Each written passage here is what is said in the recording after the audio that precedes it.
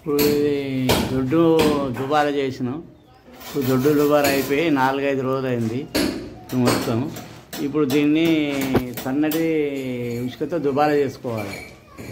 మొత్తం దొడ్డు ఉసుకతోటి చేసిండ్రు. ఇప్పుడు సన్న ఉసుకని ఇట్లా బాగా ఇట్లా సిమెంట్ను సన్న ఉసుక ఇట్లా కలుపుతున్నారు. కలుపుకున్న తర్వాత గోడకు మొత్తం తాపితో కొట్టి పంజితోటి అలా మొత్తం నీట్గా నున్నగా చేస్తుండ్రు. చూడు, దీన్ని దుబారా అంటారు. ముందు దొడ్డు ఉండే, ఇప్పుడు దుబారా అంటే సన్న ఉసుకతోటి సిమెంట్ కలిపి దానికి ఇట్లా వండు కొట్టుకుంటా పంజితోటి నున్నగా రాకుతారు. దీన్ని దుబారా చేసుడు అంటారు.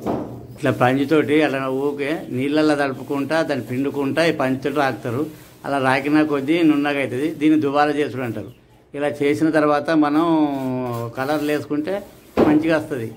దుబారా చేయాలి ఎప్పుడు కానీ కలర్లకు దుబారా చేస్తే ఇట్లా దుబారా అవి పంజి మారే पंजी से ऐसा पानी के डाल के दोबारा दोबारा చేస్తున్నాడు నీళ్ళల్లో వింటుకుంటా పంజిని చేస్తారు.